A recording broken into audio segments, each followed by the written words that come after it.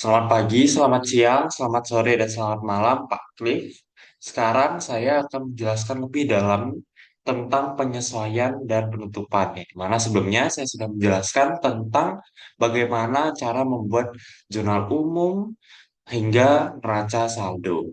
Sekarang saya akan menjelaskan lebih lanjut tentang jurnal penyesuaian, lalu ada neraca saldo setelah penyesuaian, lalu ada laporan keuangan, jurnal penutup, dan neraca saldo setelah penutupan.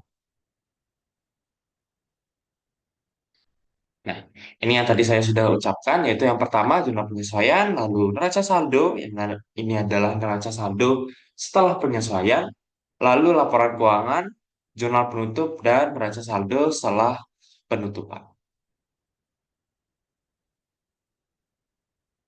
Nah, yang pertama saya akan menjelaskan terlebih dahulu tentang jurnal penyesuaian. Nah, jurnal penyesuaian itu adalah jurnal yang dicatat sebelum menyusun laporan keuangan agar posisi keuangan disesuaikan dengan kondisi paling real di akhir periode. Nah, mengapa begitu? Karena sebelum kita menyusun laporan keuangan, kita harus menyesuaikan perusahaan kita ke kondisi yang paling real di akhir periode sehingga kita dapat lebih mengetahui secara lebih rinci tentang keadaan atau kondisi perusahaan kita. Yang pertama itu yang biasanya ada di jurnal penyesuaian itu ada penyusutan seperti penyusutan peralatan, kendaraan dan lain sebagainya atau aset-aset yang bersifat berjangka lama gitu ya, jangka lama. Lalu yang kedua ada beban atau biaya dibayar di muka. Seperti contohnya itu asuransi yang dibayar di muka itu bisa disesuaikan di akhir periode. Yang ketiga itu ada pendapatan diterima di muka. Nah, pada jurnal umum sebelumnya mungkin ada beberapa pendapatan diterima di muka. Nah, itu dapat disesuaikan di akhir periode karena kita sudah mengerjakannya di akhir periode. Sama halnya dengan nomor dua tadi, karena kita sudah memakainya, maka itu dapat dibebankan. Nah, ada juga beberapa jurnal penyesuaian, seperti contohnya beban yang masih terhutang. Contohnya itu seperti beban gaji. Nah, apabila kita belum menggaji karyawan kita di periode ini, maka kita bisa memasukkannya ke beban gaji. Dan beban gaji di kreditnya itu adalah hutang, karena kita belum membayarnya gitu. Oke, next itu ada neraca saldo setelah penyesuaian. Nah, neraca saldo setelah penyesuaian ini adalah gabungan antara neraca saldo awal dengan jurnal penyesuaian yang telah disesuaikan pada akhir periode. Sehingga segala bentuk penyesuaian dapat dianalisa dengan mudah. Nah, ini adalah salah satu fungsi dari neraca saldo penyesuaian, yaitu perusahaan atau investor dapat menganalisa apa yang disesuaikan dari neraca saldo sebelumnya. Tuh. Baik. Selanjutnya, setelah neraca saldo penyesuaian, kita dapat membuat laporan keuangan. Nah, laporan keuangan ini terhubung dengan seluruh proses penjualan dan berfungsi untuk merangkum seluruh transaksi yang ada pada periode tertentu, sehingga investor dapat menganalisa kinerja perusahaan. Nah, ini bukan hanya investor saja ya. Di sini bisa pihak dari pihak dalam perusahaan. Jadi, perusahaan dapat mengambil keputusan tentang yang berlatar belakang laporan keuangan yang sudah kita buat gitu. Nah, di sini laporan keuangan itu terdiri dari empat gitu ya. Yang pertama ada laporan laba rugi. Nah, laporan laba rugi ini adalah laporan keuangan yang menyajikan tentang pendapatan, pengeluaran, dan laba atau rugi suatu perusahaan dalam periode tertentu. Nah, di sini di dalam catatan laporan laba rugi ini hanya ada pendapatan, beban, dan laba atau rugi. Itu. Next ada laporan saldo laba. Nah, di laporan saldo laba ini laporan yang menyajikan jumlah laba yang tersedia dalam perusahaan setelah pembagian dividen kepada pemegang saham. Nah, selain pembagian dividen, ada juga prive kepada pemiliknya. Jadi, yang tadi saldo laba yang sudah kita dapatkan dari laporan laba rugi tadi, kita masukkan ke laporan saldo laba, lalu kita kurangi dengan dividen atau prive gitu. Jadi hasilnya adalah saldo laba di periode tersebut. Selanjutnya ada laporan posisi keuangan. Nah, laporan posisi keuangan ini berisi informasi mengenai aset, liabilitas, dan ekuitas perusahaan dalam periode tertentu. Nah, yang tadi itu ada pendapatan dan beban. Lalu setelah kita mencari pendapatan dan beban, kita dapat mengetahui labanya. Setelah itu, kita mengurangi laba tersebut dengan dividen atau prive. Nah, selain itu, kita dapat memasuki seluruh komponen ke dalam laporan posisi keuangan ini, yang dimana kita harus ingat bahwa persamaan akuntansi itu ada aset sama dengan liabilitas plus ekuitas, yang dimana ini adalah masuk ke laporan posisi keuangan gitu. Next ada penutupan. Oh, sebelum penutupan ada laporan arus kas gitu ya. Nah, laporan arus kas itu adalah laporan yang mencatat arus kas masuk dan keluar perusahaan dalam periode tertentu. Nah, di sini kita dapat mengetahui nih, kas ini bergerak kemana, masuk kemana, dan keluarnya kemana. Sehingga kita dapat mengidentifikasinya dengan baik dan benar. Gitu. Nah, selanjutnya seperti yang tadi saya sudah katakan yaitu penutupan, di mana proses penutupan itu terdiri dari dua. Yang pertama adalah jurnal penutup dan yang kedua adalah neraca saldo setelah penutupan gitu. Jadi, jurnal penutupan ini adalah jurnal yang dibuat pada akhir periode pembukuan untuk menutup akun pendapatan, beban, dan dividen atau prive. Nah, jurnal penutup ini hanya menutup tiga akun ini gitu ya. Mengapa? Karena pada bulan tersebut kita tidak bisa melanjutkan pendapatan atau beban pada bulan yang lain gitu.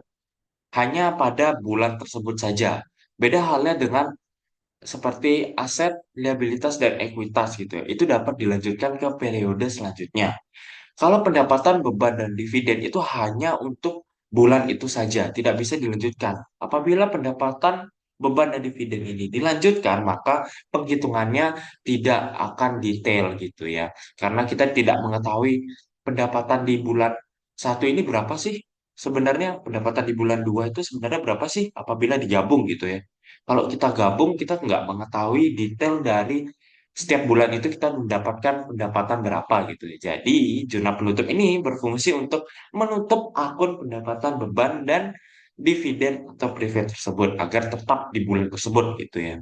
Nah, selanjutnya ada neraca saldo setelah penutupan. Nah, dari jurnal penutup yang sudah kita buat, kita dapat mengetahui atau membuat neraca saldo setelah penutupan ini. Yang di mana neraca ini menunjukkan seluruh transaksi kredit dan debit setelah buku akun pendapatan, beban, dan dividen itu ditutup. Nah, itu saja. Nah, selanjutnya kita akan langsung masuk ke contohnya. Let's go. Oke, selanjutnya di sini kita udah ada jurnal umum yang sebelumnya sudah kita buat. Gitu ya. Nah, bagaimana cara kita membuat jurnal penyesuaian? Kita dapat melihatnya di invoice sebelumnya. Nah, kita lihat terlebih dahulu invoice sebelumnya. Nah, di sini yang pertama ada invoice dari kita sendiri yaitu PT Edru Jaya kepada PT Edward Sentosa yang di mana PT Edward Sentosa ini membayar project desain 30 September pada 22 September dengan sejumlah 1,5 juta gitu. Nah, di sini kita di jurnal umum pasti masuknya ke pendapatan diterima di muka. Kita lihat dulu pada tanggal 22. Nah, ini dia yang sudah kita buat sebelumnya. Di sini kita mengakui pendapatan diterima di muka sebesar 1,5 juta tadi. Nah, kita dapat melihat bahwa kita sudah mengerjakannya itu dengan bukti-bukti. Nah, di sini ada bukti. Nah, di berita acara ini ada bukti yang menyatakan bahwa kita sebagai PT Wijaya telah menyelesaikan pekerjaannya kepada PT Edward Sentosa. Nah, yang berarti kita dapat mengakuinya sebagai pendapatan. Yang sebelumnya adalah pendapatan diterima di muka, kita akui di kredit di pendapatan gitu ya.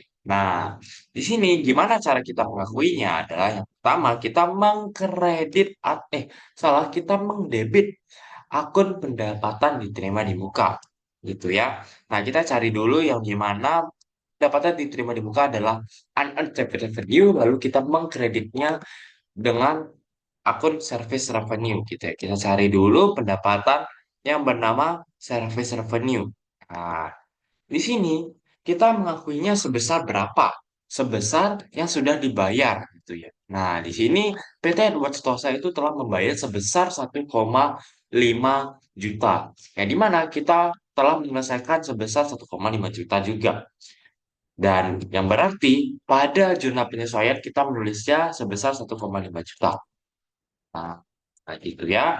Tapi saja karena sama, lalu di sini kita hanya tarik. Karena di dalamnya sudah ada rumus ya, di mana rumusnya sudah kita buat sebelumnya, yaitu apabila E40 ini kosong, maka akan muncul akun debit, yang dimana akunnya adalah unearned service revenue. Namun jika salah, jika ini berisi, ada isinya gitu, akan muncul akun debit, akun kredit gitu ya. Oke, untuk keterangannya adalah pendapatan yang telah diakui dan telah dikerjakan pada bulan September. Nah, sama juga kita copy saja, kita copy. Oke. Next, apa sih yang perlu kita sesuaikan? Kita lihat lagi invoice-nya. Apa yang perlu kita sesuaikan? Surat jalan, surat pembayaran kah, kwitansi kah? Nah, kita lihat dulu. Nah, di sini ternyata ada premi asuransi kebakaran yang telah kita bayar. Nah, kita bayarnya tuh pada tanggal berapa? Pada tanggal 1 September, ya, di mana akan masuk ke asuransi di Bari Muka. Karena kita telah membayar terlebih dahulu, baru kita mendapatkan manfaatnya. Gitu ya. Nah, kita bayar sebesar berapa? Sebesar 3,5 juta. Nah, di sini kita menyesuaikannya pada akhir bulan. Jadi, kita dapat membebankan asuransi kebakaran ini. Bebannya tuh sebesar berapa? Sebesar 3,5 juta tadi. Karena ini adalah kita membayarnya itu sebesar dengan periode 1 bulan gitu ya. Beda halnya dengan apabila kita membayarnya dengan periode 12 bulan. Jadi, kita dapat membaginya dengan 12 gitu ya. Namun di sini kita membayarnya sebesar 1 bulan dengan periode 1 bulan. Jadi kita dapat membebankan semuanya yaitu sebesar 3,5 juta. Nah, bagaimana cara kita menuliskannya di jurnal penyesuaian? Kita apabila beban itu bertambah di mana? Beban bertambah di debit. Jadi kita dapat mencari beban asuransi. Kita cari terlebih dahulu beban asuransi. Nah, di sini ada beban asuransi dan kita mengkredit apa? Kita mengkredit asuransi yang telah kita bayar sebelumnya. Nah, kita bisa lihat di sini ada prepaid assurance. Nah, kita mengkredit prepaid assurance ini. Kita mengurangi nilai prepaid assurance ini karena kita telah menggunakannya. Tuh. Jadi, kita mengkredit prepaid assurance sebesar berapa? Sebesar yang tadi invoice-nya, yaitu sebesar 3,5 juta. Itu kita telah menggunakan dengan kata lain, kita telah menggunakan asuransi ini sebesar 3,5 juta dengan periode 1 bulan. Itu. Nah, oke, kita tarik saja. Lalu untuk keterangannya adalah asuransi yang telah digunakan selama 1 bulan. Asuransi yang telah digunakan selama 1 bulan. Nah, oke. Selanjutnya, apa sih yang perlu kita sesuaikan? Gitu ya. Kita dapat lihat dari bukti-bukti. Yang pertama, di sini ada laporan stok opname, ya, di mana pada tanggal 30 September 2024 telah dilakukan stok opname untuk penangkapan per tanggal 1 September. Yang di mana berarti maksud dari laporan ini adalah ada pengecekan stok-stok atau stok-stok perlengkapan di tanggal 30 September terhadap perlengkapan yang ada pada 1 September gitu. Dan di sini tertulis sisanya adalah kertas hanya sebesar 50.000 dan tinta sebesar 50.000. Itu. Jadi total dari perlengkapan yang tersisa adalah sebesar 100.000. Nah, bagaimana cara kita menulisnya di jurnal penyesuaian, kita dapat melihat di buku besar perlengkapan. Kita lihat dulu. Nah, di sini kita telah membeli perlengkapan sebanyak dua kali, yaitu sebesar 513.000. Nah, di mana sisanya adalah 100.000. Nah, di sini ada sisanya apabila ditambahkan itu adalah sebesar 100.000. Yang dimana apabila kita menulis jurnal penyesuaian, kita itu bukan menulis sisanya, melainkan kita menulis perlengkapan yang telah kita gunakan. Berapa banyak sih perlengkapan yang kita udah gunakan di periode bulan September ini, gitu ya. Dan cara untuk mencari perlengkapan yang telah kita gunakan di bulan September ini adalah hanya dengan menguranginya. Jadi total yang kita peroleh dengan sisanya, sisa perlengkapannya. Jadi sisa perlengkapannya yaitu 100.000 tadi dengan total perlengkapan di awal bulan yaitu 513.000. Ya, di mana total yang telah kita pakai adalah sebesar 513 dikurang 100.000 tadi, yaitu sebesar 413.000. Jadi, apa sih yang perlu kita sesuaikan? Nah, yang tadi kita sesuaikan itu adalah em, perlengkapan yang sudah kita gunakan selama periode bulan September. Apabila kita sudah gunakan, berarti kita dapat mengakuinya sebagai beban, gitu ya. Nah, beban itu bertambah di mana? Beban bertambahnya di debit, gitu. Bisa cari di sini beban, beban dari perlengkapan. Nah, kita membebankan perlengkapan itu terhadap apa? Nah, kita membebankan perlengkapan itu terhadap perlengkapan yang sebelumnya gitu ya. Jadi, kita dapat mengkredit akun perlengkapan karena akun perlengkapan itu akan berkurang gitu. Nah, berkurang kita cari dulu akun perlengkapan di sini, kita cari nah di sini supplies. Nah, berkurangnya itu sebesar berapa? Bebannya itu sebesar berapa? Kita telah menggunakannya sebesar tadi 413.000 yang didapat dari 513.000 dikurang sisanya. Sisanya adalah yang tadi. Sisanya adalah 100.000. Nah, yang kita udah gunakan itu berapa? Yang kita udah gunakan itu adalah sebesar 413.000. Nah, sama. Nah, gitu ya. Ini hanya ditarik saja. Lalu, untuk keterangannya adalah perlengkapan yang telah digunakan selama 1 bulan. Tuh, sip. Nah, gitu ya. Nah, selanjutnya, apa sih yang perlu kita sesuaikan? Gitu ya. Nah, yang di sini ada laporan depresiasi peralatan. Beda dengan perlengkapan, ya, di mana perlengkapan itu bisa habis. Contohnya seperti tadi, kertas. Kertas kalau kita udah gunakan ya bisa habis. Tinta, kalau kita udah gunakan ya pasti habis. Gitu ya. Nah, beda halnya dengan peralatan. Peralatan ini nggak bisa habis. Pulpen, printer, mesin fotokopi, cutter, gunting, paper cutter, dan printer B itu tidak bisa habis. Sedangkan peralatan ini dapat menyusut. Menyusut itu dalam arti dapat umurnya itu berkurang gitu ya. Apabila umurnya berkurang, maka kegunaannya juga akan berkurang gitu ya. Nah, di sini pada laporan depresiasi peralatan ini dikuranginya itu sebesar berapa? Sebesar 10% dari harga perolehan. Nah, dari laporan depresiasi peralatan ini, kita dapat mengetahui beban depresiasinya per peralatan yang telah kita beli. Jadi, dengan total peralatan sejumlah 1, 2, 3, 4, 5, 6, 7 ini dan persentase depresiasinya itu 10%. Nah, total dari depresiasinya adalah sebesar 5,661 juta. Nah, di sini kita dapat mengetahui, jadi nilai dari peralatan ini berkurang sebesar 10%. Dan di 10%-nya ini bernilai berapa dari harga perolehan, yaitu ini, bernilai 4,5 juta.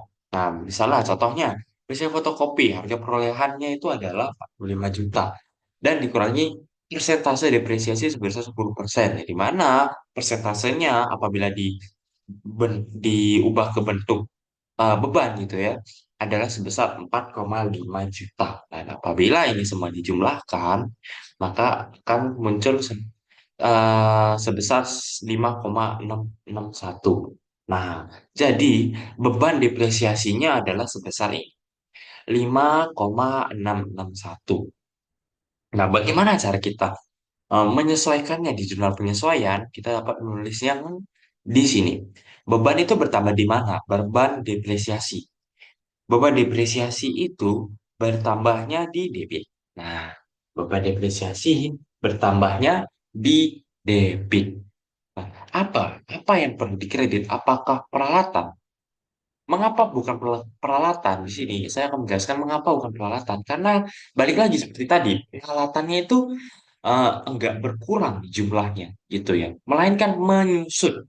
Beda, berkurang dengan menyusut itu berbeda.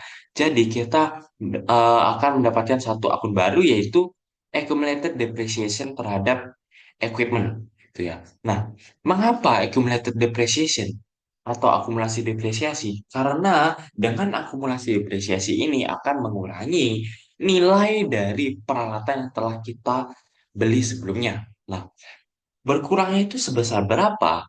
Sebesar bebannya tadi, sebesar 5,661. Nah, kita tulis saja 5,661. 5,661 juta. Ya aja sama, lalu ini kita tarik. Oke, kita tarik dan ini adalah peralatan, oh tidak, penyusutan peralatan sebesar 10%. Oke. Jadi dengan kata lain, apabila kita menulis jurnal penyesuaian ini adalah kita mengurangi nilai dari peralatan yang telah kita beli sebelumnya. Berkurangnya itu sebesar berapa? 5,661 yang diakui sebagai beban dan akumulasi em, di akun kredit gitu ya. Yang dimana akun debitnya adalah sebagai beban, beban depresiasi yaitu sebesar 5,661 dan di akun kreditnya itu em, mengurangi nilai dari harga perolehan equipment yaitu sebesar 5,61. Selanjutnya, kita lihat lagi bukti-buktinya. Apa sih yang perlu disesuaikan gitu ya? Nah, di sini ada cekclok karyawan. Nah, kita lihat dulu pada jurnal sebelumnya. Nah, di sini kita telah membayar gaji atau pada tanggal 23 September. Dan di mana berarti setelah tanggal 23 September itu ada beberapa karyawan yang belum dibayar gajinya.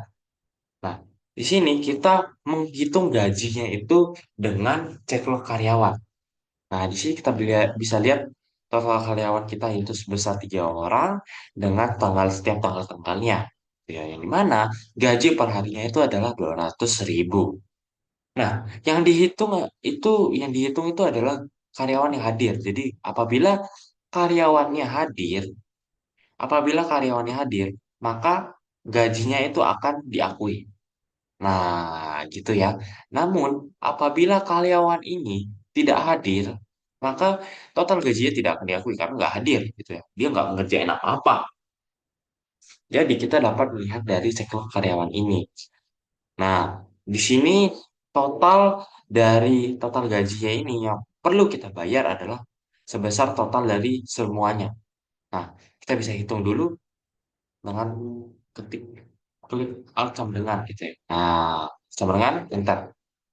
Nah, jadi total beban gaji yang harus kita bayar kepada karyawan-karyawan ini adalah sebesar 4 juta rupiah. Nah, di sini kita perlu perhatikan terhadap kolom overtime ini. Overtime itu adalah berarti kita kerja melebihi batas waktu yang telah dijanjikan sebelumnya.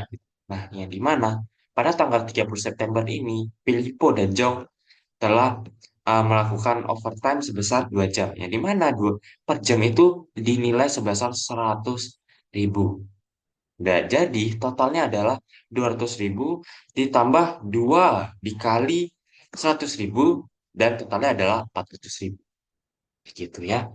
Jadi total hutang gaji yang perlu kita em, bayar kepada karyawan adalah sebesar 4 juta rupiah.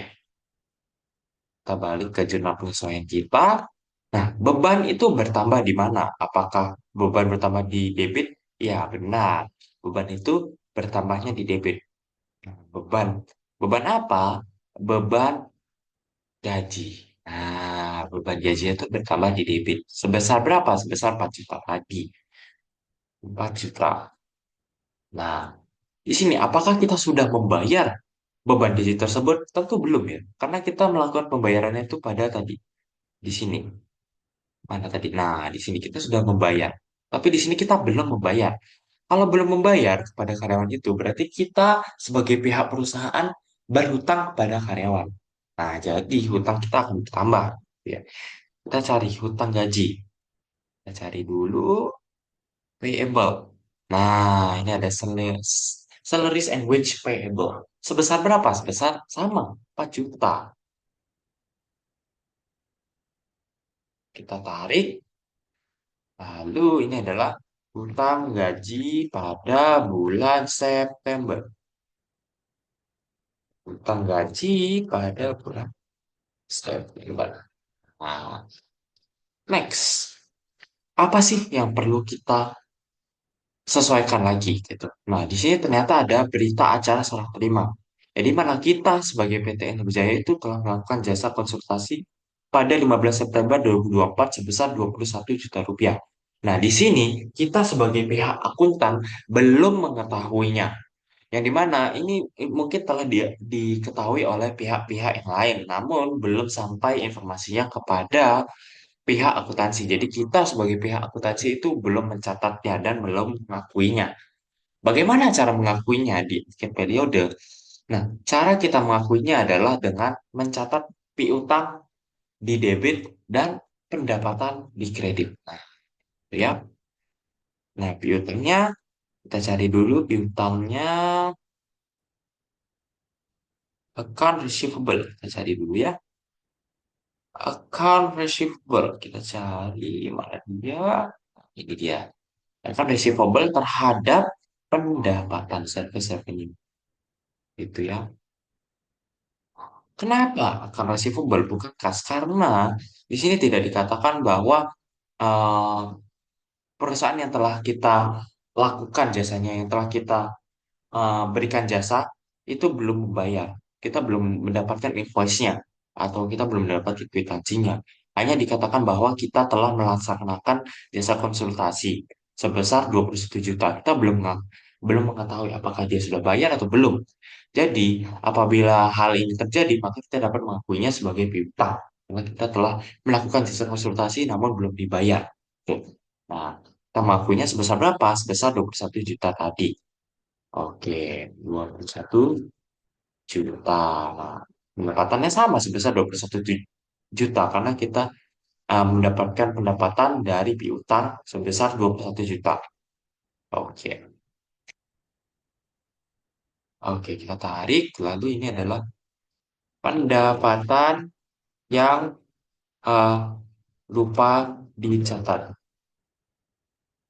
Nah, ini juga sama pendapatan yang lupa dicatat.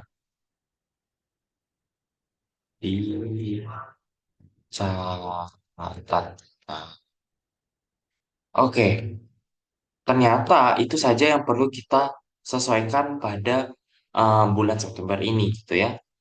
Dan jadi kita dapat membaginya dengan berbeda warna gitu, agar kita mengetahuinya mana yang jurnal umum dan mana yang jurnal penyesuaian gitu ya. Warna, nah jadi jadi yang warna kuning ini adalah jurnal penyesuaian kita gitu. Oh ya, jangan lupa juga untuk menarik ini tanggal-tanggalnya karena ini akan berguna untuk neraca saldo. Oke, dari jurnal penyesuaian yang telah kita lakukan, kita dapat membuat neraca saldo setelah penyesuaian. Nah, bagaimana cara kita membuat neraca saldo setelah penyesuaian?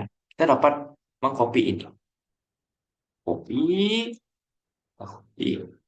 Neraca saldo sebelum sebelum penyesuaian, copy. Oke. Lalu, apa yang perlu kita lakukan? Kita perlu mengganti, pertama kita perlu mengganti judulnya. Neraca saldo setelah penyesuaian. Penyesuaian.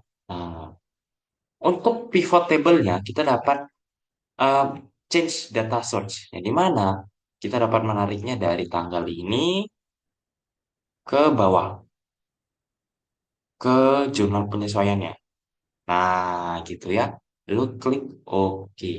Oke, di sini kita telah membuat neraca saldo setelah penyesuaian. Nah, sebelumnya kita harus mengetahui terlebih dahulu apakah ini balance atau tidak dengan cara sum, gitu ya. Nah, hanya tuh klik up sama dengan dan enter. Oke. Oke, ternyata neraca saldo yang telah kita buat ini telah balance. Nah, apa yang membuat neraca saldo setelah penyesuaian ini berbeda dengan neraca saldo sebelumnya? Kita lihat dulu. Nah, di sini, di neraca saldo sebelum penyesuaian belum ada seperti tadi beban perlengkapan, nih, beban perlengkapan, ada dia beban perlengkapan, lalu ada beban depresiasi, akumulasi depresiasi, lalu ada hutang dari hutang gaji gitu ya. Ini belum diakui di sini. Nah, kita telah mengakuinya di neraca saldo setelah penyesuaian. Nah, setelah kita membuat neraca saldo setelah penyesuaian, di sini kita perlu menyesuaikan buku besarnya terlebih dahulu. Nah, karena buku besar yang di sini belum disesuaikan dengan jurnal penyesuaian yang sudah kita buat, jadi kita perlu menyesuaikannya. Kita hapus dulu buku besarnya, hapus dulu, lalu kita buat pivot table yang baru, ya. Klik insert, klik pivot table, lalu klik locationnya udah di sini, dan kita klik sumbernya, gitu ya. Sumbernya adalah ini. Oke, semuanya kita klik dari jurnal umum sampai jurnal penyesuaian, lalu klik OK. Nah, di sini kita perlu mencentang tanggal, lalu akun, klik akun, akun, lalu keterangan, lalu total saldo debit, kredit, debit, kredit. Oke, di sini kita perlu mengubah akunnya ke filter, gitu ya. Sebentar, kita buat. Nah, oke. Selanjutnya kita hanya memfilter klik ini. Filter. Oke. Nah, di sini kita juga perlu mengubah desainnya menjadi tabular form. Nah, oke, gini ya. Dan kita jangan lupa untuk manage show subtotal. Oke. Jadi di sini adalah total dari buku besar kas setelah disesuaikan. Gimana cara kita menampilkan seluruh akun buku besar setelah penyesuaian? Itu dengan cara mengcopy rumus ini. Kita copy, lalu kita kasih jeda sedikit ya supaya ada space antara satu buku besar dengan buku besar lainnya. Klik, kita pilih buku besar lainnya, lalu kita copy lagi di bawahnya, copy lagi,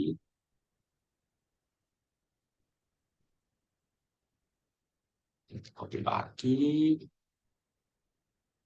lalu copy lagi, kita copy dulu ya, copy sesuai dengan jurnalnya. Nah, oke.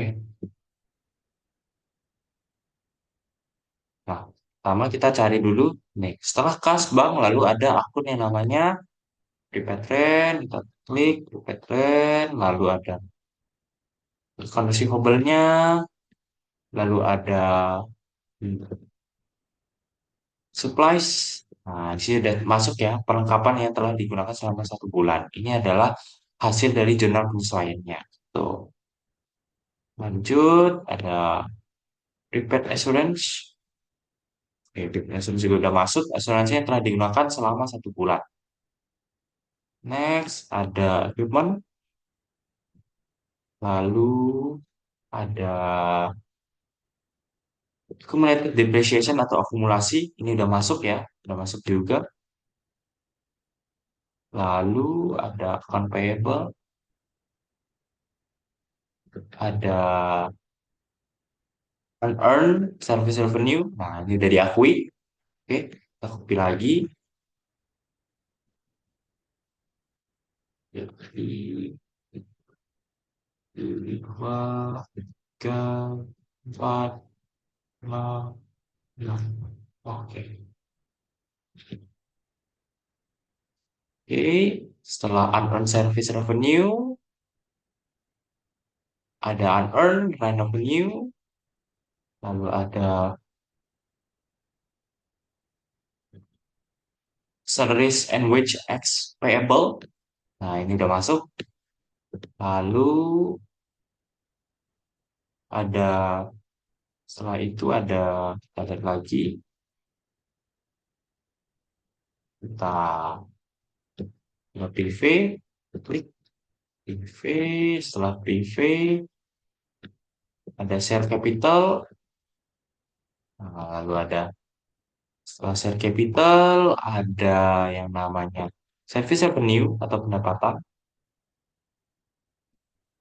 lalu ada cari lagi ada surprise expense. Nah, ini udah keluar ya. Ini adalah akun-akun yang sudah kita sesuaikan gitu ya, yang kita catat di jurnal penyesuaian tadi. Lagi copy, copy, copy. Oke.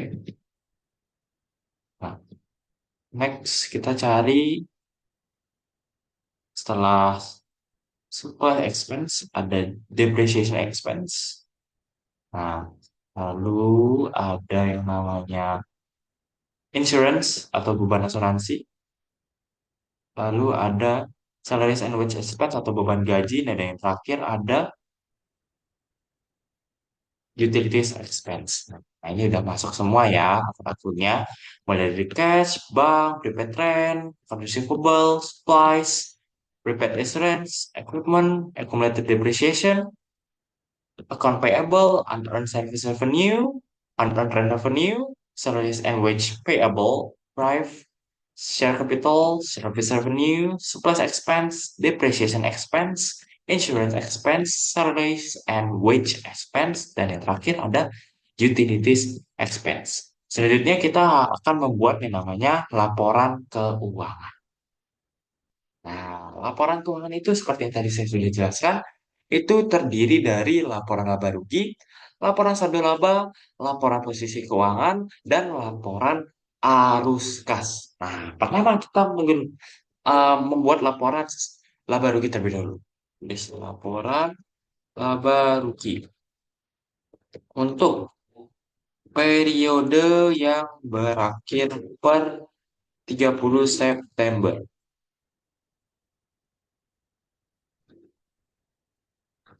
Nah, PT kita sebagai apa? PT Endu Jaya. Oke. Nah, di sini perlu kita ketahui bahwa di sini ada eh, penjelasan bahwa untuk periode yang berakhir per 30 September. Ini berarti laporan laba rugi itu tetap pada bulan itu saja, tidak lanjut. Apabila untuk periode akhir per 30 September itu memiliki fakta yang berbeda gitu ya. Kalau akhir untuk periode yang berakhir per 30 September itu berarti hanya untuk bulan itu saja. Tapi kalau tulisannya itu untuk periode akhir per 30 September berarti itu adalah laporan yang berkelanjutan gitu ya. Jadi dapat digabung dengan bulan-bulan selanjutnya gitu ya. Nggak mungkin kan pendapatan kita gabung dengan em, pendapatan di bulan selanjutnya. Itu tidak fair, tidak real gitu ya. Nah, di sini yang perlu kita tulis di laporan laba rugi adalah yang pertama pendapatan. Pendapatan. Boleh. Nah, kita cari mana pendapatan di sini. Nah, di sini service revenue. Service revenue kita itu sebesar berapa? Sebesar 29.500. Kita copy saja. Nah, sini.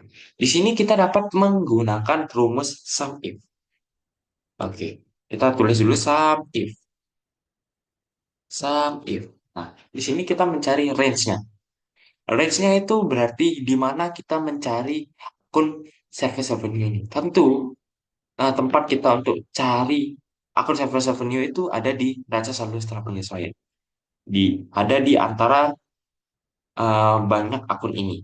Nah, kriterianya itu, oh ya, jangan lupa untuk meng-string atau agar range itu hanya berada di situ saja, gitu ya.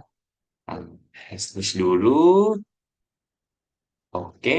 Lalu kriterianya itu yang mana? Kita mau mencari apa gitu ya? Kita mau mencari akun service revenue itu. Nah, apa yang perlu ditambahkan apabila eh, rumus ini sudah mendapatkan akun service revenue di range ini? Apa yang perlu ditambahkan? Yang perlu ditambahkan adalah saldo debit dan kredit. Oke, jadi kita hanya perlu menuliskan ini. Nah, kita masukkan ini. Lalu jangan lupa di string agar jumlahnya itu hanya di sekitar sini aja. Nggak mungkin juga jumlahnya itu berpindah ke bawah atau berpindah ke samping gitu. Nggak mungkin gitu ya. Nah, di sini kita baru memasukkan rumus untuk menambahkan saldo debit. Belum menambahkan saldo kredit. Jadi kita dapat menulis rumusnya lagi dengan plus sum if. Range-nya sama, ini lalu di string, lalu koma, lalu kita mencari apa? Kita mencari service revenue, lalu kita menambahkan apa? Menambahkan saldo kredit. Nah, oke, kita ketik F4 lagi, itu kurung dan enter. Oke, di sini kita dapat mengetahui bahwa service revenue berdasarkan masa saldo setelah penyesuaiannya itu adalah sebesar 29.500. Sama kan? Oke, 29.500. Nah, setelah pendapatan, apa yang perlu kita catat di laporan laba rugi? Tentu untuk mendapatkan laba atau rugi, kita perlu mencatat beban. Nah, jadi kita perlu mencatat beban di sini. Oke. Nah, beban. Mana beban di neraca saldo setelah penyesuaian? Ya, kita dapat mengurutkannya dulu. Oke. Di sini bebannya berada di akun 600 hingga 700 gitu ya. Jadi kita dapat mengcopy ini, mengcopy akunnya saja gitu ya. Kita dapat mengcopy akunnya saja. Copy. Ini expense itu berarti akun beban gitu ya. Copy lalu kita Ctrl V. Nah, untuk rumusnya kita cukup mengcopy yang di atasnya saja. Nah, jadi dia langsung mengikuti. Apabila tadi tidak di string, maka akunnya ini akan ikut turun gitu ya. Dia ikut turun sebesar berapa sel? Dua sel. Namun jika ini sudah di string, maka dia akan tetap di situ saja gitu ya. Range-nya akan tetap di situ dan penjumlahannya juga akan tetap di situ-situ aja, nggak berubah. Dan yang kita perlukan juga seperti itu, tetap di situ-situ saja, nggak berubah. Nah ini jadi kita cukup tarik ke bawah. Oke. Nah, untuk memastikan rumusnya kembali, kita dapat melihat di neraca saldo setelah penyesuaian. Nah, di sini sama ya. Surplus expense-nya itu sebesar 413.000, lalu depreciation-nya 5.661 dan lain sebagainya. Oh iya, di sini kita juga perlu menulis total pendapatan kita. Kita taruh ke bawah dulu. Nah, total pendapatan. Total pendapatannya itu sebesar ini. Oke, ya. Total pendapatannya sebesar ini. Lalu di sini total bebannya. Itu sebesar berapa? Besar total dari seluruh beban ini. Kita tulis apa? Nah, Alt sama dengan Enter. Nah, jadi total beban yang kita um, perlu bayar gitu ya pada 30 September itu adalah sebesar 23.163.000 rupiah. Nah, apabila pendapatan melebihi beban, maka perusahaan akan mencapai laba. Gitu ya. Apabila beban em, lebih besar daripada pendapatan, maka perusahaan akan mengalami rugi. Namun, apabila pendapatan sama dengan beban, maka perusahaan akan mencapai kondisi yang di mana dinamakan break-even point. Gitu. Nah, namun di PTN Jaya ini pendapatan melebihi beban. Jadi, di sini ada laba. Nah, saldo laba. Oke, saldo labanya adalah sebesar, kan saldo laba ya.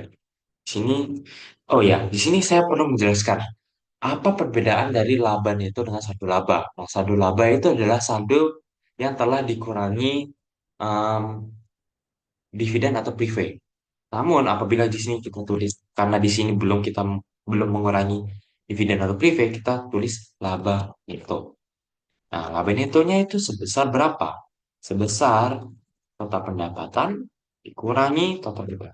Nah, sebesar 6.337.000 rupiah. Pakai dulu. Wah, untuk klik HBS. Nah, oke, selanjutnya, setelah laporan laba rugi, kita dapat membuat laporan saldo laba. Laporan saldo laba sama ya untuk periode yang berakhir. Nah, apa sih yang perlu kita catat di laporan saldo laba ini? Pertama adalah saldo laba 1 September. Nah, karena PTN Jaya ini baru merintis, jadi saldo laba pada 1 September itu adalah sebesar nol. Karena baru merintis, perusahaan baru, dia belum mendapatkan laba di bulan sebelumnya, gitu ya. Nah, selanjutnya apa yang perlu kita tulis di saldo laba ini? Kita perlu mengurangi saldo laba, saldo laba saat ini, saldo laba pada laba neto pada bulan September ini. Laba netonya itu adalah sebesar ini, sama dengan nah, nah kita mengurangi laba netonya ini dengan prive. Apakah di PT Ujaya ini ada prive? Kita lihat terlebih dahulu di buku besar kita lihat. Nah, kita lihat apakah ada akun prive kita lihat. Nah, ternyata ada ya. Akun prive itu sebesar 4 juta rupiah. Jadi kita mengurangi prive, prive. PV itu sebesar berapa? Sebesar 4 juta rupiah tadi. Nah, kita bisa lihat dari sini. Nah, ini ya ada ya. Nih, PV sebesar 4 juta rupiah. Nah, jadi kita bisa copy, copy, lalu kita paste. Dan di sini kita dapat menggunakan rumus yang tadi. Gitu ya. Nah, rumusnya telah menyesuaikan dengan akun prive ini ya, di mana mereka mencari di data dari akun prive ini di neraca saldo setelah disesuaikan. Datanya adalah prive itu sebesar 4 juta rupiah. Oke, jadi saldo laba pada 30 September itu adalah sebesar ini laba neto yang berasal dari laporan laba rugi dikurangi dengan prive. Oke, jadi saldo laba pada 30 September itu adalah sebesar 2.337.000 rupiah. Kita buat tabelnya dulu. Nah, oke. Selanjutnya, setelah laporan saldo laba, kita perlu menulis apa? Kita perlu menulis laporan posisi keuangan. Nah, pada laporan posisi keuangan ini adalah untuk periode akhir 30 September. Nah, mengapa berbeda dengan laporan saldo laba dan laporan laba rugi gitu ya? Karena laporan posisi keuangan ini mencatat aset yang dimiliki perusahaan, liabilitas yang dimiliki perusahaan, dan ekuitas yang dimiliki perusahaan. Yang dimana aset, liabilitas, dan ekuitas ini berlanjut ke periode selanjutnya. Gitu. Jadi, kita menuliskan untuk periode akhir 30 September karena posisinya itu berlanjut ke periode selanjutnya. Tapi kalau ini itu hanya di bulan itu saja gitu ya. Di sini kita jangan lupa untuk menulis nama dari perusahaannya, PT Jaya. Nah, oke, yang pertama kita perlu menulis aset yang dimiliki oleh PT Jaya sesuai dengan neraca saldo yang telah disesuaikan. Oke. Aset, oke. Asetnya itu yang mana? Kita dapat melihat dari kas hingga supplies, gitu ya. Oke, jadi kita copy di sini. Nah, copy dari kas hingga equipment. Kas termasuk aset, bank termasuk aset, lalu em, sewa dibayar di muka termasuk aset juga, piutang, perlengkapan, em, peralatan itu juga termasuk aset. Kita copy, copy di sini. Nah, itu ya. Dan di sini kita cukup mengcopy rumus yang tadi. Nah, jadi ini sangat efisien ya guys ya. dengan membuat satu rumus kita dapat mengimplementasikannya ke berbagai laporan posisi keuangan atau berbagai laporan keuangan gitu ya. Jadi itulah fungsi string tadi. Apabila tidak di string maka itu akan berubah-berubah. Apabila sudah di string maka itu akan segitu-segitu saja gitu ya. Range-nya segitu-segitu saja dan sum yang ditambah itu juga itu gitu ya. Kita tidak perlu melakukan perubahan gitu ya. Jadi satu satu rumus hanya berfungsi untuk seluruh laporan keuangan gitu. Nah, kita copy. Oke. Nah, oke. Ternyata di sini kita perlu menyesuaikan rumusnya. Sini. Nah, kita copy dulu. Bentar ya, kita copy dulu. Copy dulu. Nah, ternyata yang tadi itu rumusnya beda ya. Saya lihat nih rumusnya itu masuk ke G18. Itu beda, rumusnya beda gitu ya. Yang perlu kita copy itu adalah rumus subjek tadi. Nah, rumusnya itu ada di sini ya. Nah, kita copy, pindah ke sini. Nah, oke. Kita perlu tarik tarik ke bawah. Nah, oke. Bawah. Di sini akumulasi kita perlu ini ya. hmm, Mengetahui terlebih dahulu akumulasi depresiasi. Akumulasi depresiasi ini mengurangi equipment, gitu ya. Sifatnya itu mengurangi equipment. Jadi, di sini kita perlu menulis kurangannya. Jadi, sama dengan ini dikurangi ini. Nah, di sini kita perlu tulis ini ya, kasih border juga, yang dimana tick bottom border, yang dimana artinya adalah pengurangan. Gitu ya. Kita mengurangi. Gitu. Jadi, total aset yang dimiliki oleh PT Edi Jaya itu adalah sebesar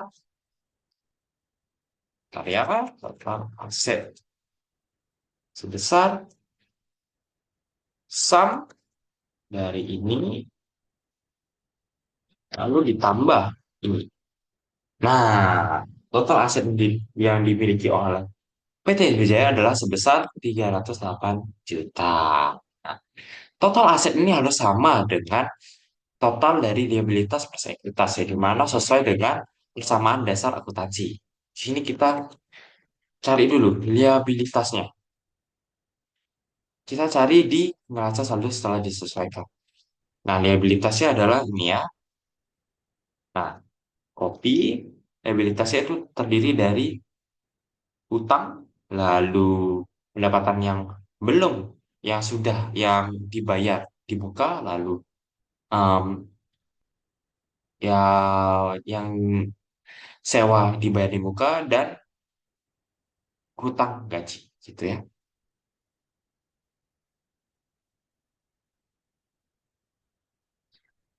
Oke,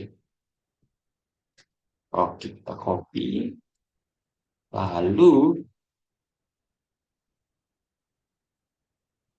kita copy juga rumusnya, karena rumusnya itu sama ya. Balik lagi rumusnya sama, copy. Kita lihat dulu apakah udah sama. Nah, udah sama ya, guys. Nih, bisa kita lihat account payable atau hutangnya itu sebesar 82 juta 150 ribu. Lalu pendapatan yang sudah diterima, yang pendapatan itu nol, yang pendapatan yang diterima di muka nol, lalu pendapatan sewa yang diterima di muka juga nol, juga 70 juta rupiah. Kita lihat di sini, apakah benar? Nah, benar ya. 0,70 juta rupiah dan utang gajinya adalah sebesar 4 juta rupiah. Nah, di sini kita tambahkan total liabilitas. Liabilitasnya adalah sama dengan sum ini. Oke. Karena adalah sebesar segini ya. Kita bold. Nah, setelah total liabilitas, kita perlu mencari ekuitas. Ekuitas. Oke, ekuitasnya itu yang mana? Kita lihat. Nah, mengapa privé tidak masuk ke ekuitas gitu ya? Karena privé itu sudah masuk ke laporan keuangan saldo laba. Nah, jadi yang perlu kita masukkan hanya share capitalnya saja. Jika copy, Kita Ctrl V, lalu kita copy juga rumusnya di atas. Sama ya, 150 juta. Nih, 150 juta sama. Next, apa yang perlu kita taruh di ekuitas? Apa yang perlu ditambahkan gitu ya? Yang perlu ditambahkan adalah ini, saldo labanya gitu ya. Kenapa? Kenapa ini perlu ditambah? Karena ini merupakan saldo laba yang merupakan penghasilan kita berjualan gitu ya. Ini adalah laba yang kita hasilkan itu sebesar 2.337.000. Kita tulis di sini saldo laba. Saldo labanya itu sebesar yang tadi ya. Sorry. Nah, kita tambahkan, lalu kita tambahkan total ekuitas. Ekuitasnya adalah, nah, ini ya, ekuitasnya. Oke. Nah, jangan lupa untuk mentotal ekuitas plus liabilitasnya juga ya. Untuk mengetahui apakah sudah beres atau belum. Ya, ekuitas. Nah, kita tambahkan ini dengan total ekuitas. Oke. Nah, ternyata total dari liabilitas plus ekuitasnya sudah sama dengan total aset. Yang dimana apabila sudah sama berarti laporan posisi keuangannya sudah benar, sudah sesuai dengan apa yang terjadi di kondisi real tadi, di kondisi jurnal penyesuaian tadi, atau neraca saldo setelah disesuaikan tadi. Jadi neraca posisi keuangan ini sudah akurat. Jadi kita kotakkan lagi Alt HBS. Nah, setelah laporan posisi keuangan, kita membuat yang namanya laporan arus kas. Nah, laporan arus kas untuk periode yang berakhir per 30 September. Oke. T. Andrew saya. Oke. Nah, untuk membuat laporan arus kas itu terdiri dari tiga, yaitu ada operasional, arus kas yang berdasarkan operasional, lalu ada arus kas yang berdasarkan aktivitas investasi, dan yang terakhir ada aktivitas pendanaan gitu ya. Tulis dulu di sini arus kas dari operasional. Nah, arus kas operasional ini terdiri dari dua, yaitu dari pendapatan dan beban gitu ya. Jadi kita dapat membuat arus kas masuk dan arus kas keluar, kas keluar. Nah, next ada arus kas investasi. Jadi arus kas dari aktivitas investasi. Nah, untuk arus kas dari aktivitas investasi ini berarti kita menginvestasikan sesuatu gitu ya untuk perusahaan kita. Nah, investasi ini berarti maksudnya adalah dalam jangka panjang gitu ya. Contoh dari aktivitas investasi pada perusahaan itu adalah seperti pembelian peralatan. Peralatan itu kan bisa untuk em, jangka panjang gitu ya. Jadi ini termasuk kegiatan investasi gitu ya. Nah, selain peralatan juga bisa gedung, rumah, kendaraan dan lain sebagainya gitu ya. Nah, lanjut, di sini ada arus kas dari aktivitas pendanaan. Nah, aktivitas pendanaan itu terdiri dari dua. Itu dari penyetoran modal dan dividen atau dividend. Oke. Oke, cara kita mencari data-data ini adalah di jurnal yang sudah kita buat sebelumnya, gitu ya. Nah, di sini kita perlu highlight bahwa laporan arus kas itu hanya akan dicatat apabila pengeluarannya itu atau pemasukannya itu mempengaruhi kas, gitu ya, mempengaruhi kas atau bank. Bank itu kenapa masuk laporan arus kas? Karena laporan bank itu fungsinya sama dengan kas. Di mana bank itu masuk ke kas setara kas. Gitu. Jadi, laporan arus kas itu termasuk kas dan akun bank. Gitu ya. Oke. Kita cari di jurnal dengan Ctrl V, Ctrl F. Nah, Ctrl F. Kita mencari akun kas. Nah, yang pertama, akun kasnya ini kita mendapatkan kas dari pendapatan jasa. Jadi mana kalau dari pendapatan jasa kita akan mendapatkan operasional masuk, gitu ya. Kita akan warnai terlebih dahulu operasional masuk. Nah, di sini kita perlu menulis operasional masuk. Singkatan dari operasional masuk itu OM. Kita tulis OM. Nah, next. Ada lagi. Nah, di sini adalah menerima kas dari penyewaan gedung kantor selama 2 tahun. Nah, di sini juga kita mendapatkan kas dari uang penyewaan gedung kantor selama 2 tahun. Di mana ini adalah OM juga. Ya, jadi kita uang yang sama lalu tulis OM. Oke. Next. Di sini ada kas. Kas yang digunakan untuk membayar beban gaji. Apabila membayar beban gaji, berarti kita mengeluarkan uang, gitu ya. Jadi uang arus kas kita keluar, membayar beban gaji, gitu ya. Dan apabila kita membayar beban gaji, maka itu termasuk operasional, gitu. Kalau operasional membayar berarti keluar, berarti kita operasional keluar. Tuh, jadi kita tulis di sini. Kita ganti warnanya biar gampang dibedakan di sini. Nih, saya tulis OK atau operasional keluar. Oke, next. Di sini ada kas. Itu membayar beban air sama juga seperti tadi, yaitu operasional keluar. Ya, OK, tulis OK. Next lagi. Oke, di sini ada pengambilan modal oleh pemilik melalui kas. Nah, di sini pengambilan modal itu berarti mempengaruhi aktivitas pendanaan, gitu ya, karena mengambil modal. Kita mengambil modal yang dimiliki oleh perusahaan untuk keperluan masing-masing, keperluan pribadi gitu ya. Jadi, apabila mengambil berarti kasnya itu keluar gitu ya. Kasnya keluar. Apabila kasnya keluar berarti ada yang namanya istilah pendanaan keluar gitu ya. Jadi uangnya keluar untuk aktivitas pendanaan. Jadi kita tulis di sini kas ya. Kas mengambil modal pemilik harus ganti. Nah, kita ganti warnanya menjadi hijau. PK atau pendanaan keluar. Mengapa bukan operasional? Karena pengambilan modal ini berhubungan dengan yang namanya modal. Tidak ada hubungannya dengan yang namanya operasional. Gitu ya. Jadi, apabila berhubungan dengan modal, maka masuk ke pendanaan. Gitu ya. Oke. Next.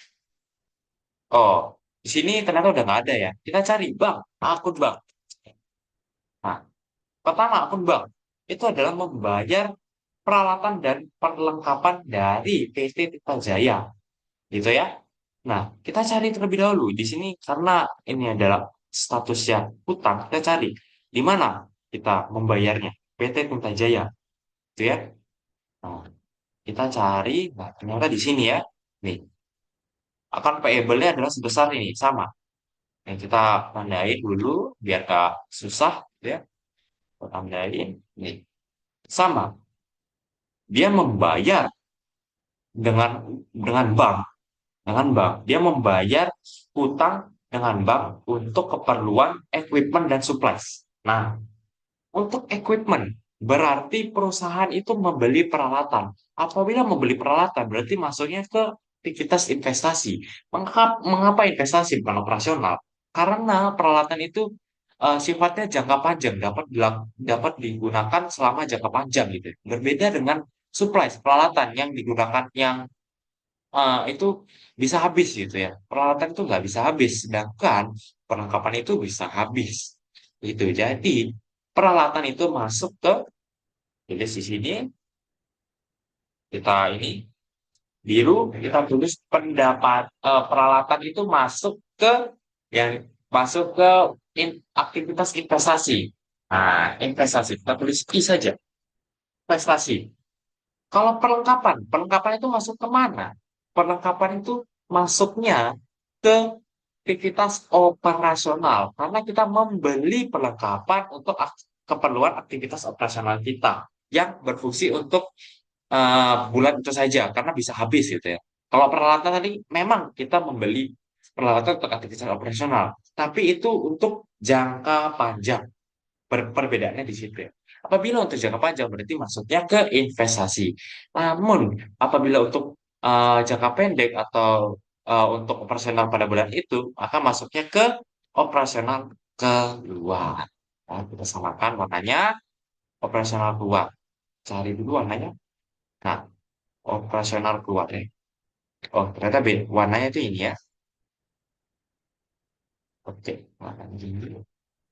Operasional keluar. Oke. Oke ya, clear ya. Next, kita cari lagi bug. Akun bug. Akun bug. Mari kita cari akun bug. Bug. Nah, sini yang tadi. Lalu ada lagi. Nah, membayar beban listrik melalui bank. Apabila membayar beban listrik berarti operasional keluar. Seperti yang tadi saya sudah jelaskan. Ya, operasional keluar. Karena kita membayar beban untuk keperluan operasional. Nah, next, ada lagi. Mendapatkan kas melalui bank. Nah, mendapatkan kas melalui bank dari pendapatan diterima di muka. Berarti kita mendapatkan pendapatan. Gitu ya. Apabila mendapatkan pendapatan, berarti operasional kita akan masuk. Mengalami arus kas masuk. Tuh. Jadi, ini adalah arus kas masuk dari aktivitas operasional atau OM. Next, kita cari lagi. Oh, ternyata ada bank menerima modal dari pemilik. Nah, menerima modal ini berarti menyetorkan modal. Apabila berhubungan dengan modal, berarti masuknya ke pendanaan, gitu ya, pendanaan masuk. Kenapa pendanaan masuk? Karena ini kita mendapatkan uang dari pemilik gitu ya, menuju rekening bank. Nah, jadi ini adalah pendanaan masuk. Kita mas ini PM. Oke, apakah ada lagi kita cari? Nah, ternyata udah nggak ada ya. Ini, nah jadi untuk mencari, memasukkannya ke sini, kita dapat menggunakan rumus AMIF, sama. Sum if. Nah, untuk range-nya, sini kita tulis sum if. Nah, untuk range-nya itu adalah, yang tadi, ini, dari sini hingga sini ya, ke bawah. Oke, untuk, ini jangan lupa untuk di string.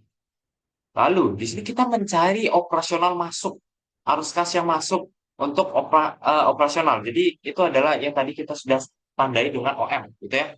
Di sini, kita klik OM-nya. Oke, kita klik OM, lalu koma, lalu apa sih yang perlu ditambahkan? Ini, ditambahkan adalah dari sisi debit, dan jangan lupa di string, dan di sisi kredit. Cara membuat sisi kreditnya adalah dengan membuat rumus baru ya. Plus aktif, dalam kurung, range-nya sama, range itu yang ini, range sampai sini, lalu di string, lalu koma, lalu kita mencari OM, M, koma, dan kredit, di sisi kredit ya, sisi kredit. Jangan lupa di string, lalu tutup. Nah, di sini kita bisa lihat arus kas masuk, total arus kas masuk perusahaan.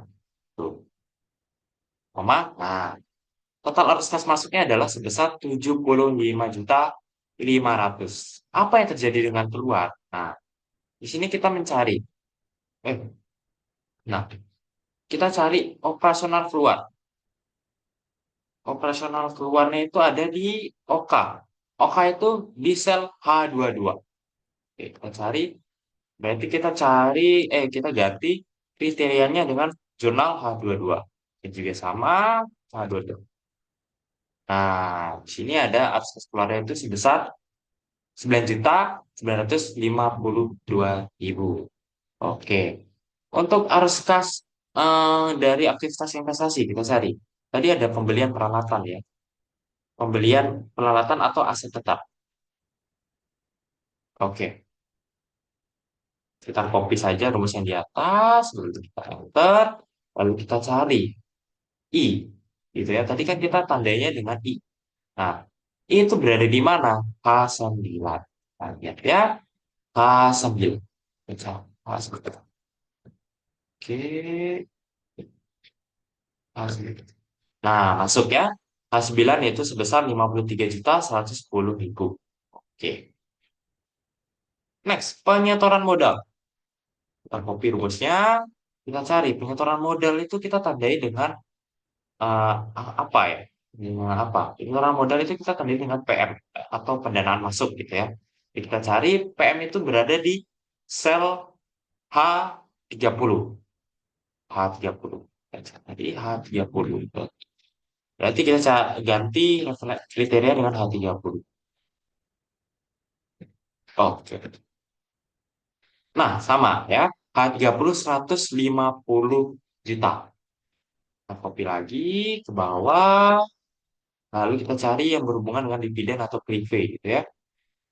Nah, dividen atau prive itu berarti pendanaannya keluar, mengurangi gitu ya. Berarti dia PK. PK adalah ada di sel H37. Ya, H37. Jadi kita ganti H37. H37. Nah, H37 adalah sebesar 4 juta rupiah. Gitu ya. Sini kita perlu eh, ke bawah kan, di bawahin dulu. Karena kita perlu nyari totalnya juga ya. Total arus kas operasional. Ini berarti ini dikurangi sama ini. Totalnya ada segini. Lalu kita cari juga. Ini kita agak ke bawahin gitu ya. Biar ada space. Nah, ke bawahin. Lalu itu juga ke bawahin. Nah, di sini adalah total arus kas investasi. Nah, di sini kita perlu mengetahui, di sini adalah pembelian aset tetap. Apabila membeli, berarti itu adalah mengeluarkan uang, gitu ya. Jadi arus kas kita minus. Tuh. Kenapa minus? Karena kita mengeluarkan uang, gitu ya. Jadi di sini sama dengan minus, gitu. Oke. Karena kita mengeluarkan uang, gitu ya. Mengeluarkan uang untuk keperluan membeli aset tetap. Oke. Next. Ada total arus kas pendanaan. Total arus kas pendanaannya adalah ini dikurangi. Oke. Nah, setelah kita mendapatkan totalnya, kita dapat membuat kas setara kas awal periode, yaitu nol, dan kas setara kas pada akhir periode. Yaitu sama dengan ini, tambah ini, lalu ditambah ini. Nah, nah perlu perlu diketahui bahwa hasil akhir dari laporan arus kas itu harus sama dengan aset kas. Aset kas plus bank. Ini kita cek dulu ya. Kas plus banknya berapa sih? Gitu. Ini ditambah ini. Kenapa ditambah bank? Karena bank itu masuk ke kas setara kas gitu ya. Jadi total akhir yang harus kita dapatkan itu adalah sebesar 84 juta. Sedangkan di sini total akhirnya adalah 158 juta. Jadi kita perlu mengecek kembali apa sih yang salah gitu ya. Kita cek dulu dari arus kas masuk 75 juta. Nah, arus kas masuknya ada ini 74, lalu ada ini ya 75. Tuh, ternyata benar ya. Benar. Operasional masuknya benar. Kita cek lagi, apa sih yang salah? Arus kas operasional, kita lihat. Arus kas operasional kita tandai dengan di sini H22, gitu ya. Kita lihat H22, H22 di sini. Nah, H22 ini ya. OK. OK-nya itu ada ini 3 juta, lalu ada ini 6 juta. Oh, di sini berarti rumus dari OK ini ada yang salah. Kenapa bisa tahu? Nah, jadi di sini seharusnya OK-nya itu adalah pertambahan dari ini 3 juta ditambah dengan ini adalah sekitar 9 jutaan. Sedangkan kalau ditambahkan dengan total biaya air ini sudah melebihi gitu ya. apalagi dengan ini. Nah, udah melebihi. Jadi, ini kurang gitu ya. 9 juta ini kurang, seharusnya lebih dari 9 juta. Kita dapat membuat rumusnya lagi, agar tidak terjadi kesalahan. Sum if, dalam kurung, range-nya itu sama seperti tadi. Range-nya itu sama, tarik dari bawah ke atas. Oke, lalu kita di string. Lalu, kriteria adalah OK. Gitu ya. OK, koma, lalu kita cari debit. Saldo debit, kita mau menjebakkan saldo debit di string, lalu kita kurung, lalu kita jangan lupa untuk menjumlahkan sisi kreditnya juga, ya. Ini saya sama. Oh, tunggu. Kita harus menulis rumus sum if-nya dulu ya. Lalu, ini saya sama di Fn F4, lalu sama, lalu kriterianya sama ini, lalu penambahan kreditnya ini. Jangan lupa di fn4, di string, tutup kurung, enter. Nah, di sini ternyata ada kesalahan lagi ya. Kesalahan dari rumusnya. Di sini. Kenapa? Karena dia nggak berubah. Ya. Nah, kita cari terlebih dahulu. Apa sih yang salah dari rumusnya ini? Oke, kita cari. Nah, cara untuk mencari, kita copy aja ini.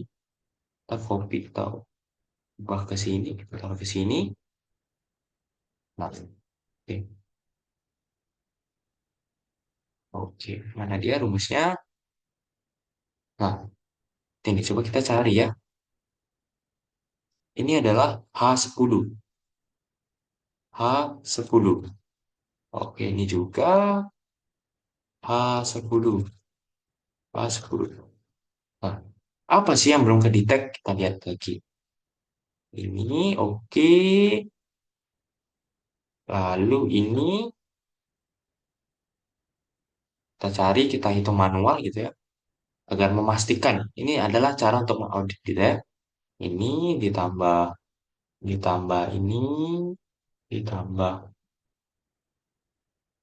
ini, lalu ditambah ini. Nah, ternyata sama. Nah, berarti ada kesalahan dari ini, dari operasional keluarnya. Operasional keluarnya ada yang kelewatan, gitu ya. Nah, kita lihat lagi. Operasional keluar dan kelewatan. Kita lihat. Oke. Sini. Ternyata operasional keluarnya kita lihat lagi. Bank. Ctrl V, bank. Kita cari. Bank. Oke. Bank. Di sini ada membayar peralatan. Nah, ini udah yang tadi ya. Lalu ada bank lagi, membayar beban listrik. Oke. Lalu ada mendapatkan. Mak. Lalu ada ini nih apa ya? Kita cek lagi. Oh, ini PM ya. Oke. Nah, terima modal. Misalkan. Oke. Nih, ternyata di sini ada pelunasan piutang.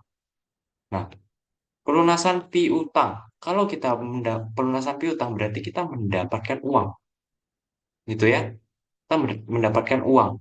Nah, nih, mendapatkan uang. Apabila mendapatkan uang berarti ada kesalahan di operasional masuk. Ganti dulu warnanya biar gampang. Ganti biar sama. Bentar dulu. Oke, kita cari. Ini operasional masuk, gitu ya. Kita cari. Nah, ini udah bertambah ya. Udah bertambah. Tuh, udah bertambah. Lalu kita cari lagi. Kita cari lagi. Apa yang sih yang sebenarnya salah? Gitu ya. Oke, cari. Tadi kas. Kita cari kas sekarang. Kas. Kas. Mendapatkan kas dari bank. Gitu ya. Kas. Nah, kas. Ini mendapatkan kas dari pendapatan jasa. Udah. Lalu menerima kas dari penyewaan. Udah. Lalu ini membayar bahan gaji melalui kas. Udah. Membayar beban air. pengambilan modal ya. Oke. Nah, ternyata di jurnal ini belum kedeteksi. Nah, bagaimana apabila jurnal belum kedeteksi? Kita bisa mencari di buku besar, gitu ya. Bisa mencari, kita copy dulu, copy, kita copy, kita ubah ke samping. Nah, sesuaikan terlebih dahulu. Oke, lalu kita cari pun cari multiple island, kas dan bank. Nah, di sini ya. Di sini kita bisa melacaknya dengan baik. Nah, di sini ada penyewaan, penyewaan melalui bank, ya, di mana itu adalah keluar, gitu ya. Apakah kita sudah mencatatnya di sini? Kita lihat dulu bank. Kita lihat penyewaan keluar sebesar 70 juta, ya. Ini, nah udah ya, 70 juta. Oh, bukan, pembayaran penyewaan. Nah, ini 75 juta. Nih, pembayaran penyewaan 75 juta. Nih, kita mengeluarkan uang. Ternyata yang salah itu di sini. Nah, kita bisa mengetahui ya. Di sini OK. Oke. Jadi, seharusnya di sini ada OK karena kita membayar penyewaan. Gitu ya. Kita membayar yang artinya kita mengeluarkan uang untuk operasional kita, gitu ya. Nah, kita lihat apakah udah balance. Nah, ternyata dia udah balance ya. Nih, kita tambahkan saja. Oke, sama dengan tambah. Nah, oh ternyata selisih 1 juta. Ya, kita lihat lagi. Mana yang berbeda? Nah, ini mendapatkan kas dari ini sebesar berapa? Kita ini dulu, ini dulu ya. Oke, sini ada 1 juta mendapatkan kas tanggal 9, tanggal 7 maksudnya. Tanggal 7 mendapatkan kas ini ya, mendapatkan kas dari melalui bank dari pendapatan jasa. Nah, ternyata ini yang belum kita catat. Nah, mendapatkan kas itu berarti kita mendapatkan uang dari aktivitas operasional kita, gitu ya. Kita perwarnai, lalu kita tulis OM. Nah, kita cek apakah sudah benar. Nah, sudah benar ya. Nih, sudah benar. Oke, sudah benar ya. Jadi, total kas dan bank apabila ditambahkan sebesar segini. Dan apabila ini sudah sama dengan kas setara kas akhir periode, berarti laporan arus kas kita sudah akurat. Nah, berarti laporan arus kas kita sudah jadi. Oke, ya, udah ya. Nah, setelah keempat laporan ini sudah kita gunakan, sudah kita lakukan, sudah kita buat, kita perlu membuat yang namanya jurnal penutup. Nah, jurnal penutup itu berfungsi buat apa? Berfungsi untuk menutup akun pendapatan, beban, dan prive di sini. Nah, gitu ya. Nah, bagaimana cara menutupnya? Kita lihat di sini. Oke, kita menutup di sini ya. Kita menutupnya itu dengan cara membalik akunnya. Tuh. Di sini, service revenue, pendapatan itu biasanya di mana? Di kredit. Bagaimana cara untuk menolkan akun pendapatan? Dengan cara mendebit akun pendapatan. Nah, jadi kita tulis di sini di jurnalnya itu adalah pendapatan di debit. Kita cari service revenue, kita cari terlebih dahulu. Service revenue. Nah, di sini adalah income summary ya. Income summary itu adalah ikhtisar laba rugi. Cari income revenue, income summary. Nah, sebesar berapa? Sebesar 4 juta tadi. Oke. Oke. Ini adalah eh, penutupan akun pendapatan. Penutupan akun pendapatan. Oke, ini ditarik aja. Oke, next. Kita perlu menutup ini, beban. Beban itu saldo normal itu berada di mana? Berada di debit. Apabila kita mau menolkan saldo debit, maka kita dapat mengkreditkan beban tersebut. Jadi, akun kredit, akun beban akan berada di kredit, gitu ya. Nah, untuk akun debitnya akan ada income summary atau ikhtisar laba rugi. Ikhtisar laba rugi ini berfungsi untuk melihat akun mana yang kita tutup, gitu ya. Kita dapat melihatnya di buku besar income summary. Kita cari income summary. Ini dia income summary. Lalu kita cari, kita deteksi totalnya. Ada rent expense. Ini kita copy aja dari laporan keuangannya. Kita copy. Oke. Copy. A. Lalu kita cari ya. Surplus expense-nya berapa, depreciation expense-nya berapa. Nah, kita dapat mencarinya dari sini. Copy aja. Di, lalu kita taruh di sini. Nah, ABA. Oke. Income summary-nya itu berapa? Income summary-nya itu adalah total dari beban-beban yang perlu kita tutup. Oke, jadi sum ini dan ini. Oke. Nah, totalnya adalah segini. Tuh ya, total dari income summary segini dan total expense yang perlu kita tutup sebesar segini. Ya, sini kita dapat tarik aja. Oke, lalu inilah penutupan akun beban. Penutupan akun beban perlengkapan. Penutupan akun beban depresiasi. Penutupan akun beban asuransi. Penutupan akun beban gaji. Dan yang terakhir, penutupan akun akun beban utilitas. Nah, setelah itu kita perlu mengakui yang namanya laba ditahan atau saldo laba kita, gitu ya. Yang di mana di sini kita dapat mengopinya terlebih dahulu. Hmm, oke, sini kita cari yang namanya income summary. Income summary, ya, income summary-nya di sini. Lalu ada yang namanya di sini laba ditahan ya, retain earning. Nah, laba ditahan kita sebesar berapa? Sebesar yang sudah ada di laporan keuangan. Nih, 6.337. Oke, tulis sini 6.337. Oke, kita copy. Lalu yang terakhir, sini ada, oke, oke. Setelah kita menulis return earning, di sini kita perlu mengakui yang namanya prive atau dividen, gitu ya.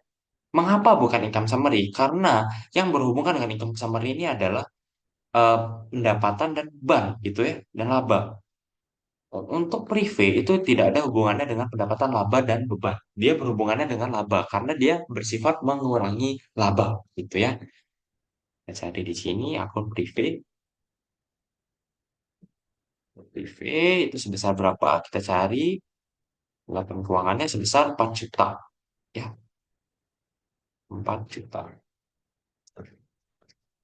Oke, copy. Ya, ini kita drag. Oke, ini penutupan akun laba, penutupan akun laba, penutupan akun prive, penutupan akun prive, dan yang terakhir penutupan akun prive juga. Biasa di atas. Ini kita cari dulu apakah sudah balance atau belum. Oke,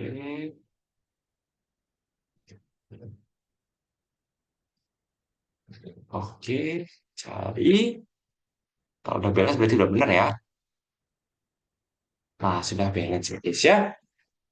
Jadi, di sini kita sudah berhasil membuat jurnal penutupnya. Jangan lupa untuk di-drag juga ininya. Oke. Ya, baik. Ini adalah jurnal penutup yang sudah kita buat. Warnain dulu berbeda agar bisa membedakan antara jurnal penutup, jurnal penyesuaian, dan jurnal umum. Gitu ya, kita bedakan dengan warna. Oke, ini adalah jurnal penutup kita. Setelah kita membuat jurnal penutup, langkah terakhir adalah membuat neraca saldo setelah penyesuaian, setelah penutupan. Nah, bagaimana caranya? Kita cukup mengcopy ini, copy ini, di copy, sesuaikan terlebih dahulu. Oke, lalu kita tinggal change data. Change data dari source pivot table ini. Change data. Nah, change data. Oke. Nah, di sini kita bisa lihat income summary kita sudah ada di sini. Depreciation expense-nya juga udah ditutup gitu ya. Semuanya udah ditutup, return and earn-nya ada, dan di sini ternyata service revenue-nya belum masuk gitu ya. Kita perlu melihat terlebih dahulu. Seharusnya apabila neraca saldonya sudah ditutup, nih kita setelah penutupan nih kita tulis dulu setelah penutupan. Seharusnya itu akun pendapatannya ini nol gitu ya. Sama juga, income summary-nya juga nol. Kita lihat lagi apa yang salah gitu ya. Kita lihat Kita lihat di jurnal. Nah, kita lihat di jurnal, kita lihat apakah ada yang salah. Oh, ternyata return earning-nya ini kebalik ya. Seharusnya di kredit. Kita coba kita.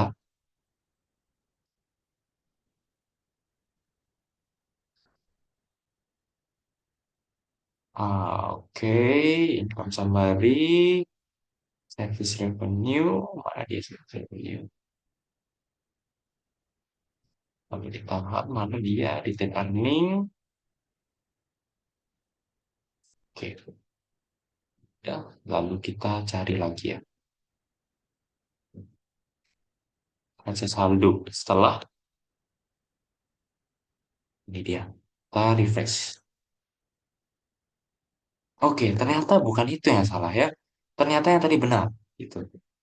Berarti bukan yang itu. Tuh, ini berarti sudah benar. Summary, lalu ditahan.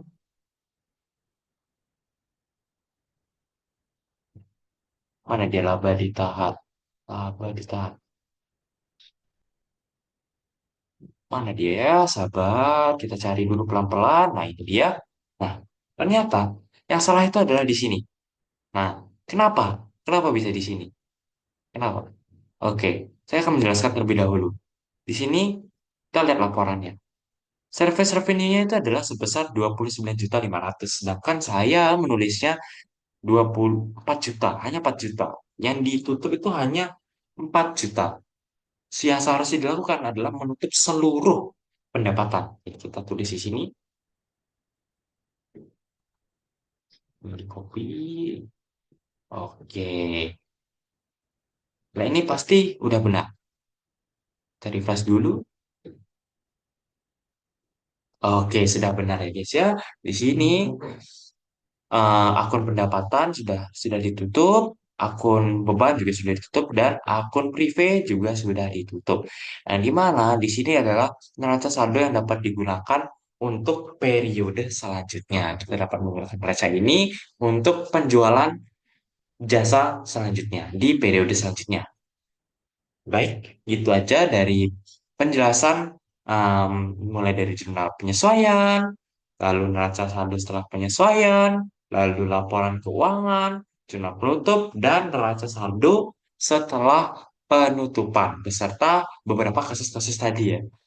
Itu kasus-kasus yang biasanya mungkin terjadi akibat ketidaktelitian. Nah, apabila kasus-kasus seperti itu terjadi, kita dapat mengeceknya dari buku besar, jurnal, laporan, dan lain sebagainya. Nah, itulah fungsi dari laporan keuangan, jurnal penyesuaian, dan neraca saldo. Kita dapat melacak, melacak di mana sih sebenarnya letak kesalahan kita, gitu ya. Nah, itu saja dari saya. Sekian dari saya. Terima kasih.